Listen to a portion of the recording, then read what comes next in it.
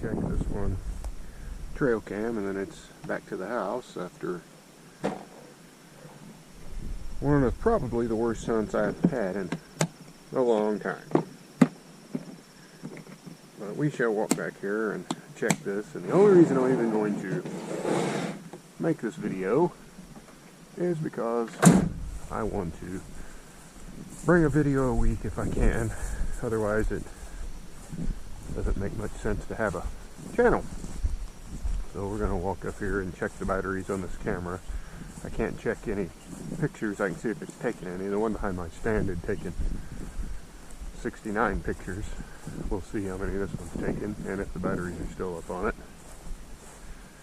It's got Harbor Freight batteries in it, and I really don't know if they're worth a crap or not. Guess we'll find out once I get up here.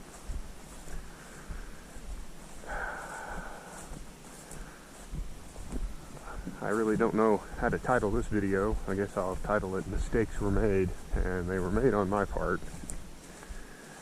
And it's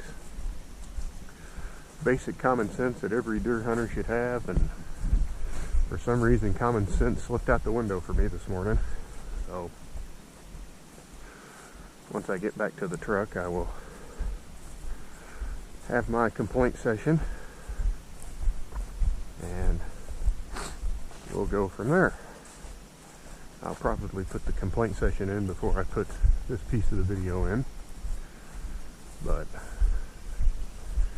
and the sun's probably going to blind the camera here, but it is what it is.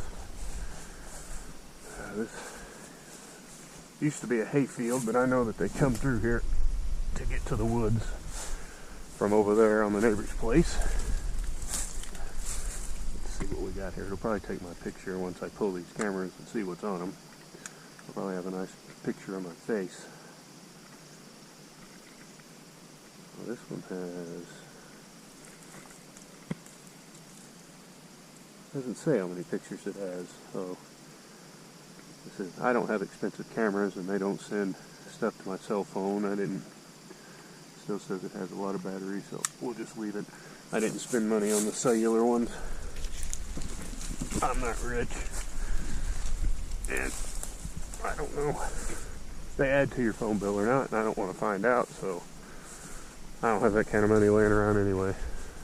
Anyhow, I'll take my trip back to the truck here, back to the Tonka, get in and sit down and lick my wounds.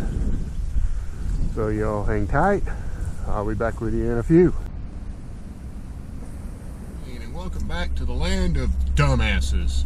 Yeah, that's me, ladies and gentlemen, and I'm not going to mince words here.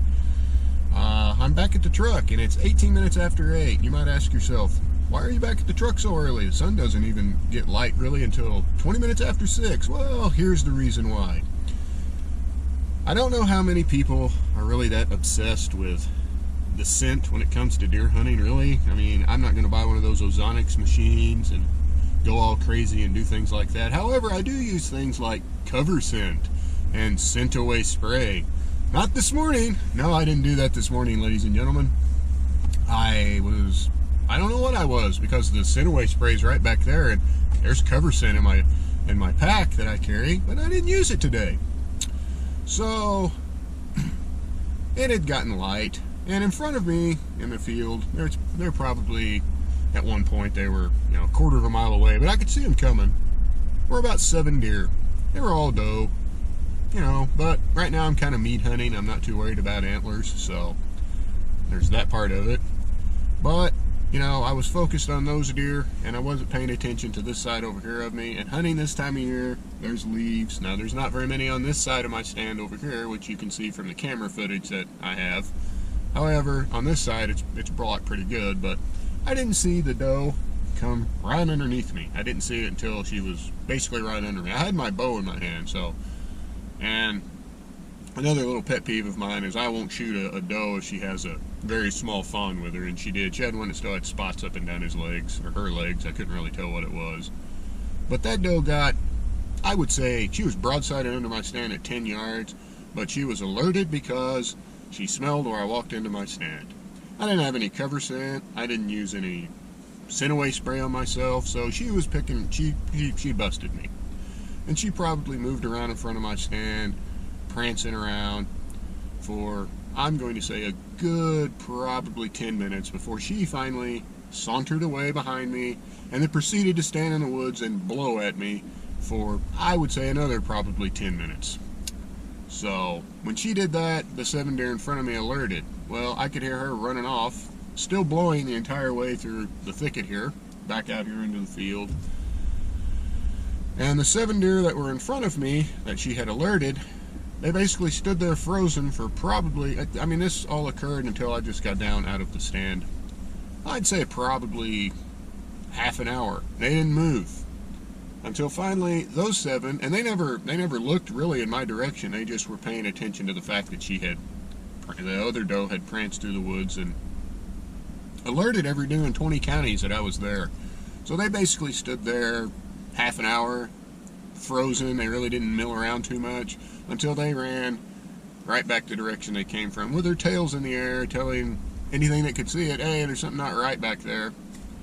So I don't know how you guys are about that kind of stuff. Again, I'm not going to go buy ozonics, and I'm not going to use coyote piss or coon piss in an area where, you know, first of all, coyotes are predators and there aren't any raccoons in the thicket right there because there's no water anywhere nearby. But that was how my morning went.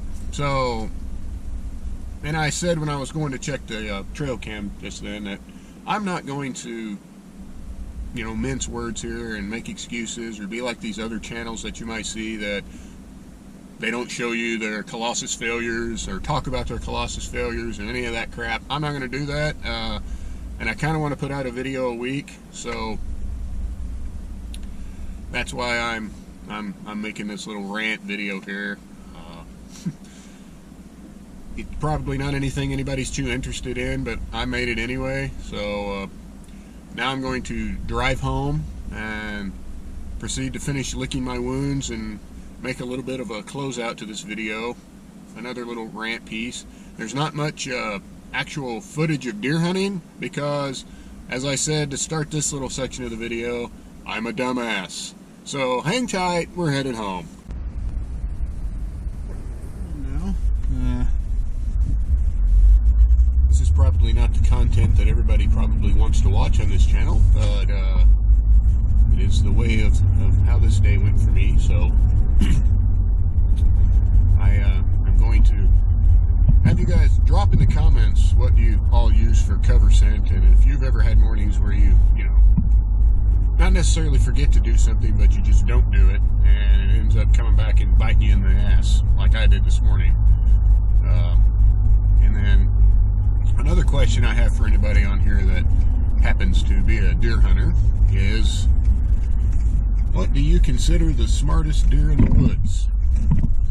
I know a lot of guys think it's, you know, the old mature bucks, but I don't. I happen to think it's the older does that have been around for more than a couple seasons, because they get kind of the lay of the land and they tend to know when something's not right before a buck does, especially during the rut. I don't think I've ever been around a dumber animal in my life than any size or age of a buck when the rut is on.